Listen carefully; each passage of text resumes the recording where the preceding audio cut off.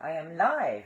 Well, it got wobbly again halfway through, around minute 26, 27. It got all stuttery. So I am going to continue from here. This is many live times. This is Kelsey speaking, chapter 2. He's explaining how it came about that they were cooperating, him and his wife, Joan Marshall Grant. I had never felt any doubt that this patient's regression to the age of 3 weeks had been genuine, and taking the other factors also into account, it seemed to me that it had irrefutable evidence, not merely that the mind was capable at this early age of registering and recording events, but that it was capable also of a complex reaction which might be the source of a neurosis in the future. To put the point the other way around, it seems there was no doubt that a neurosis might result from the way in which an individual had reacted to an event when only 3 weeks old, and that through hypnotic regression it was possible to bring this event back to normal waking consciousness.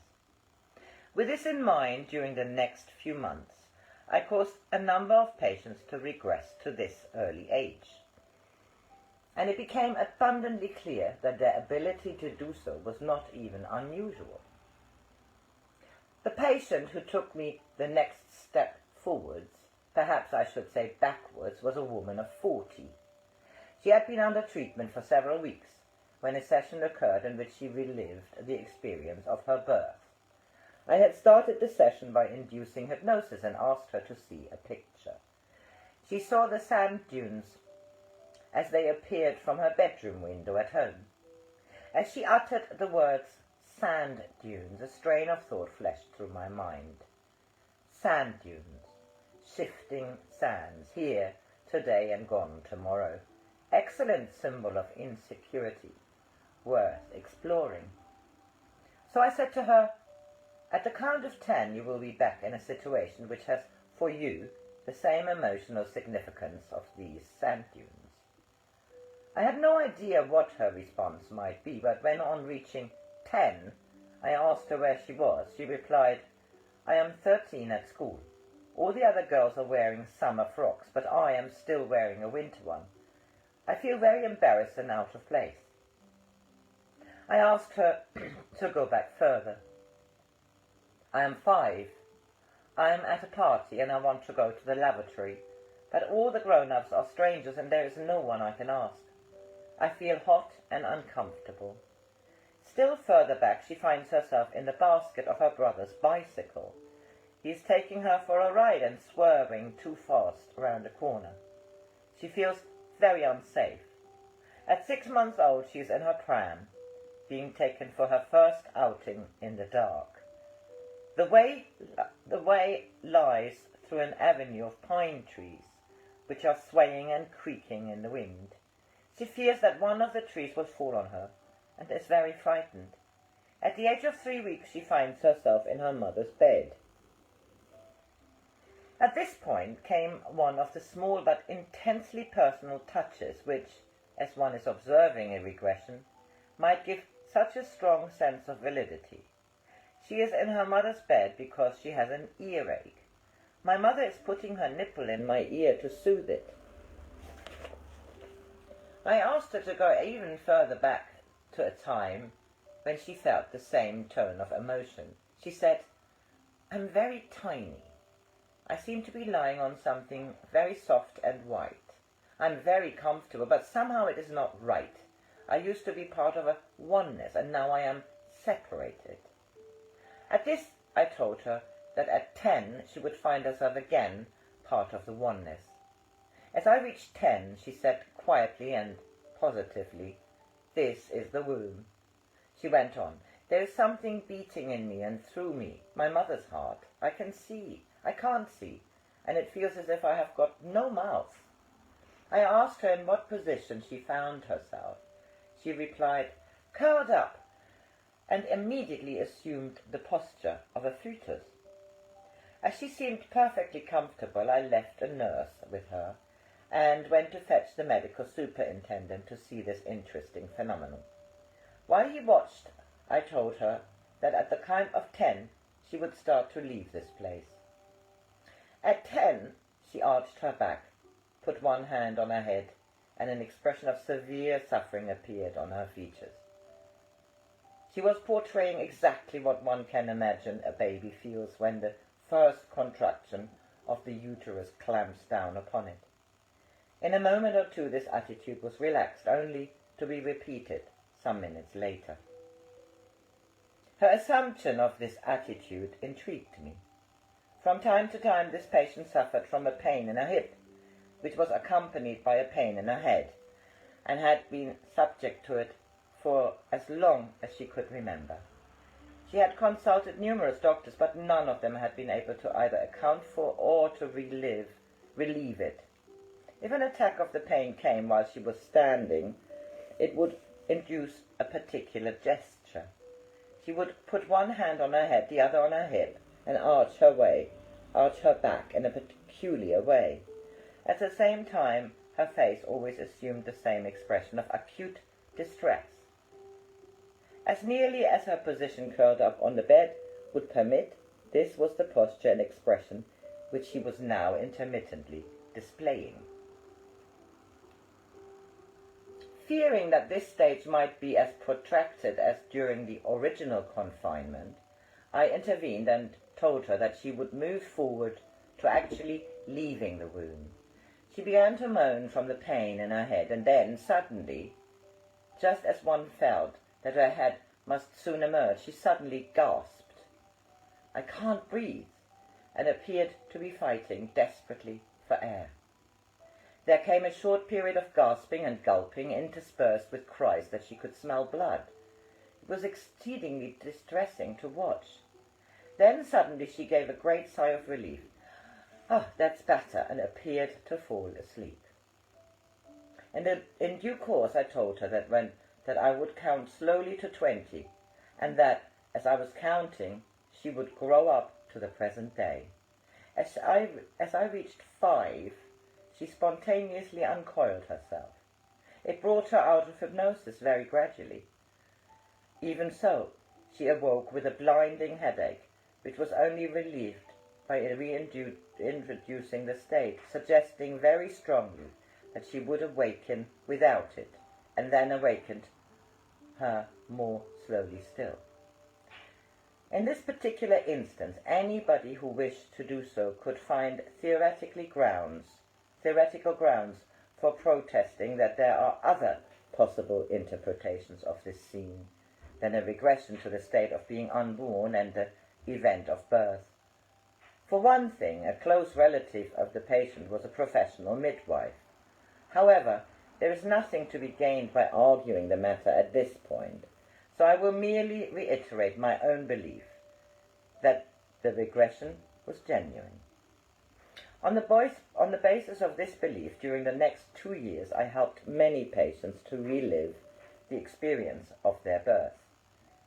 I became familiar with witnessing revivifications of such details as being born head first or tail first, of the head being gripped by forceps, of the patient being almost strangled by the cord being wound tightly round the neck. I think an unprejudiced observer would have considerable difficulties in explaining each one of these as either an act staged for my benefit or the enactment at my suggestion not of a genuine experience of which the patient's mind had retained a record, but of a fantasy based upon information they had acquired. I also gained reason to believe that from at least as early as the 5th month of intrauterine life, the unborn baby is aware of itself as an individual. It is aware of its sex, of its position, of the length of time it has been in the womb, and of the relationship of its limbs to one another. One patient who had a most difficult birth regressed to a period which he stated positively was the 5th month of intrauterine life. He was aware that the cord had become wound round his neck, and also that his right arm had become trapped beneath his right leg. I had no obstetrical records to confirm this, but it would account most adequately for the difficulty experienced in delivering him. I remained puzzled by the fact that patients often dated memorable intrauterine events so positively until 10 years later Joan offered what I think is the correct explanation. A mother is usually very conscious of the precise stage of her pregnancy, and the fetus picks this up by telepathy. By 1952, so many patients had relived details of their prenatal period that I no longer regarded it as anything remarkable.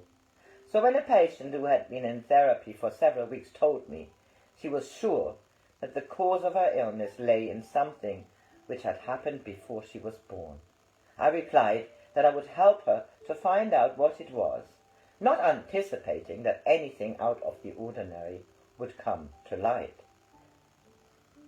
The patient was a young married woman in her mid-20s. Her principal complaint was a depression, from which she had been suffering for 2 years before she came into hospital. She had already revealed that one of her worst problems was a horror of anything to do with sex. Although she had had 2 children, she had always been terrified of intercourse, and even had to leave a room for if the conversation turned upon sexual matters. She was an excellent hypnotic subject, and her fear of sex seemed a promising line along which to cause her to regress.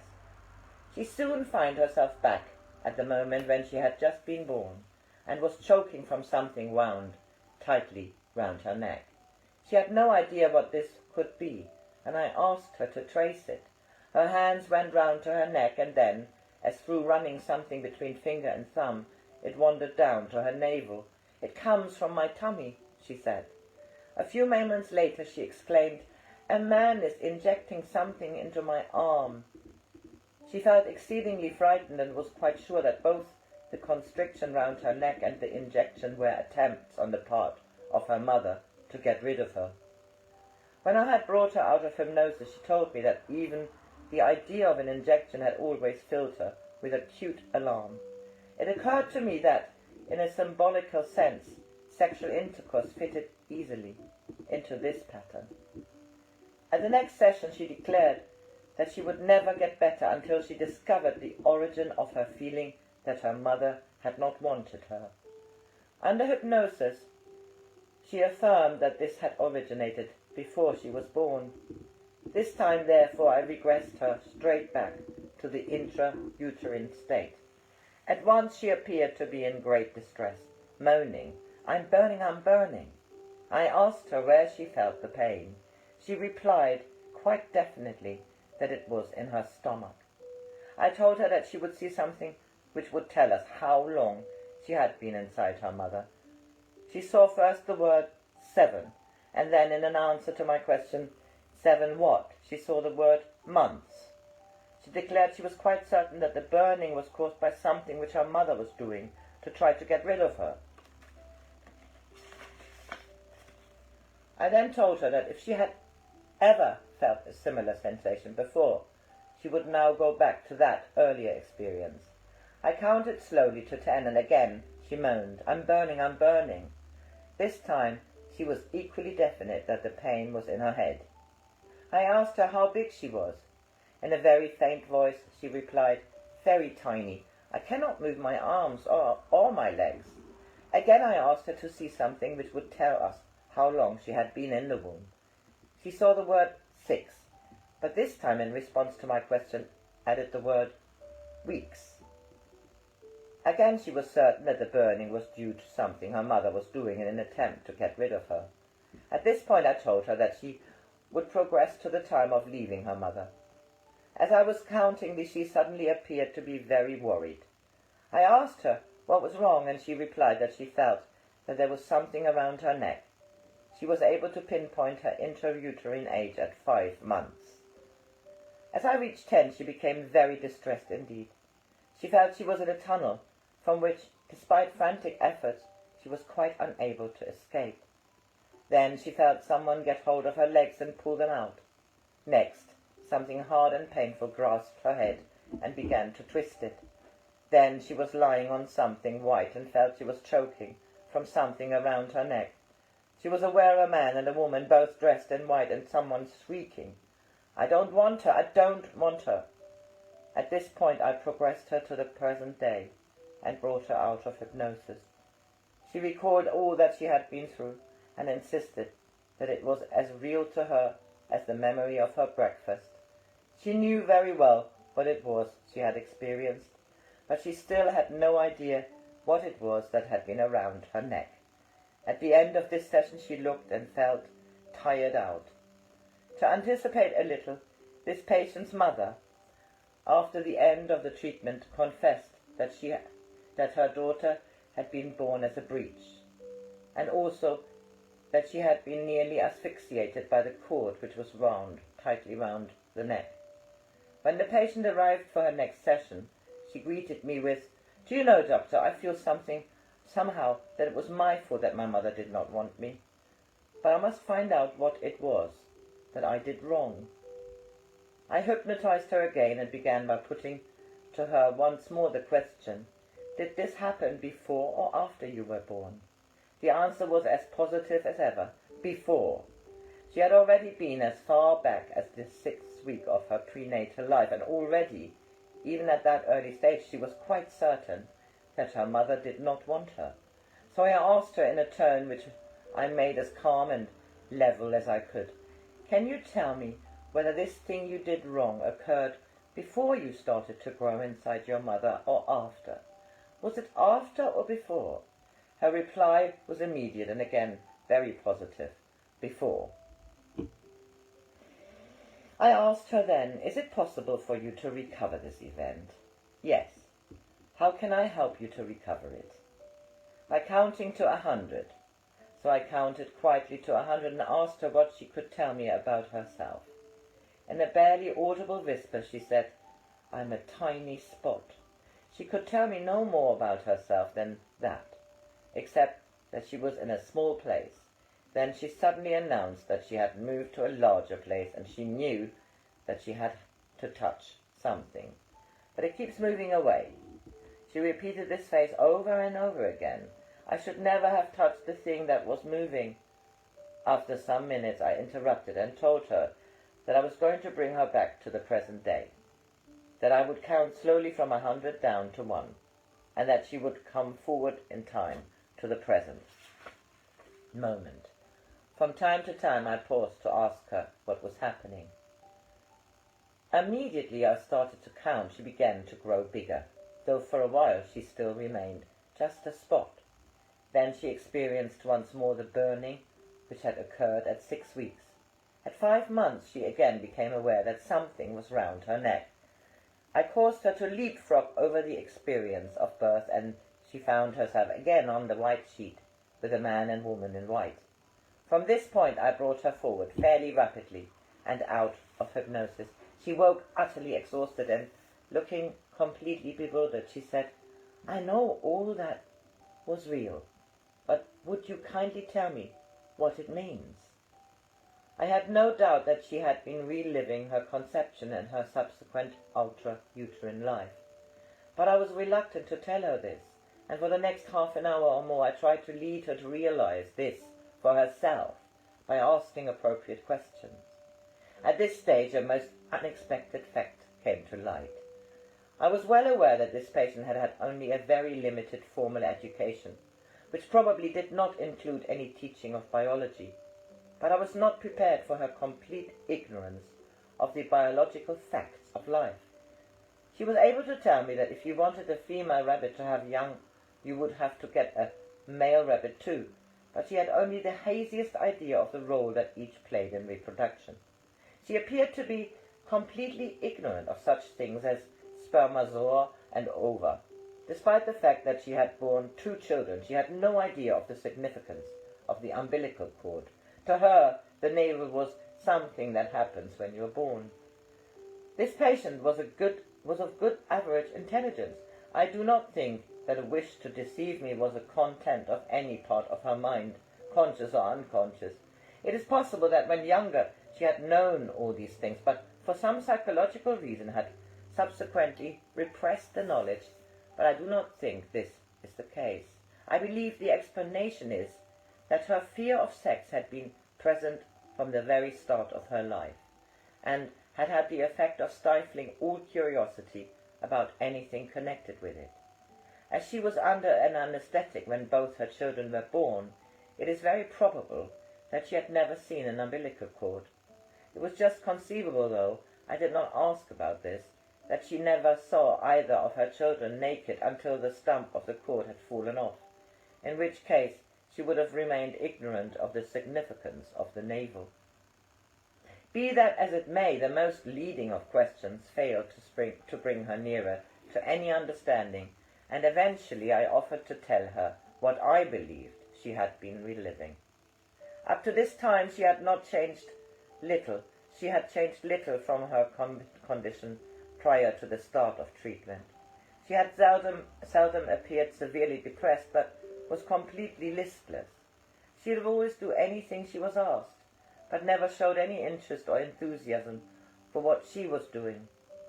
She seldom smiled, and her expression was always rather wooden. But as I began to tell her about the psychology of conception, a look of enlightenment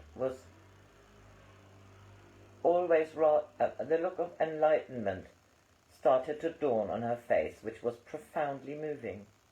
She had not the slightest doubt that her experience as a tiny spot was a reliving of the period before conception, and that touching the thing that was moving was the moment of conception itself.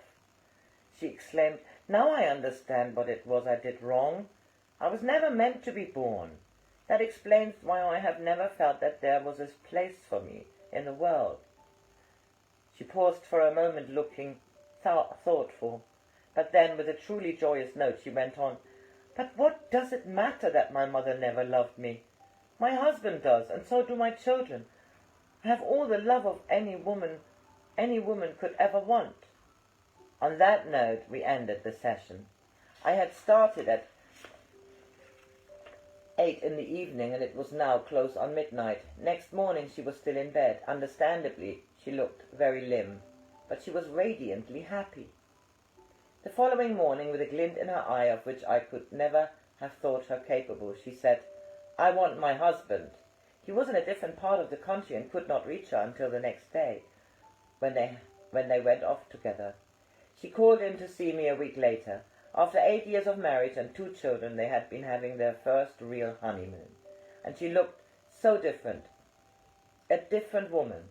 Some weeks later she wrote to tell me that she had just had several teeth out under a local anesthetic, and the injection had not worried her in the least.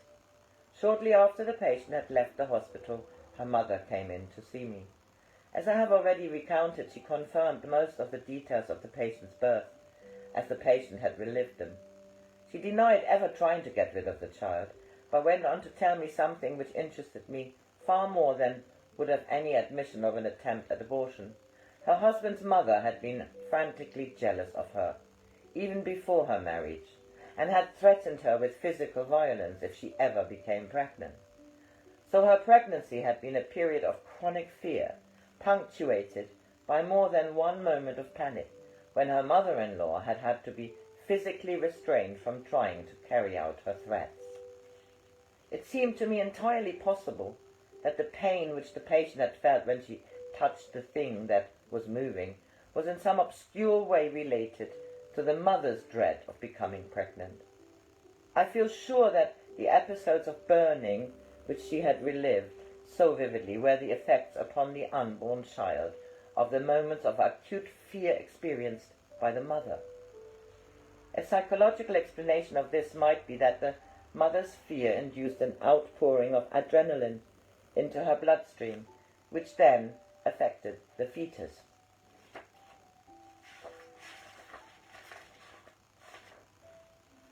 But I did not need the corroboration of her mother's story to strengthen my conviction that the patient had relived her conception.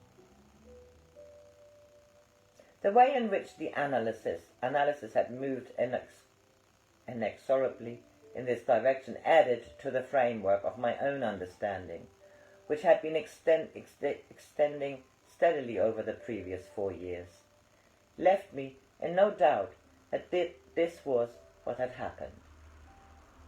I was exceedingly fortunate that this work took place with a patient whose personality was fundamentally very sound. I was also fortunate that the interval between the first occasion of encountering a regression to earlier than the 5th month of fetal life and this patient's regression to her conception was very short. It was only possible to postulate that even at the 5th month the brain and nervous system were sufficiently developed to have carried out the mental activity of which I believed I had evidence, but a long drawn-out series of patients regressing successfully to periods earlier than this would have been intellectually disquieting, for I was then still imbued with the idea that no part of an individual existed before his conception, and that there could not possibly be any form of mental function without a more or less fully developed brain. As it was, I was confronted with a series of regressions which bridged the period from birth to conception in 3 sessions. Clinically and intuitively, I had accepted their validity, which was surely justified by the results. But before I had time to speculate upon how they could have been possible, the answer had arrived in my head. In a human being there must be an element which exists in this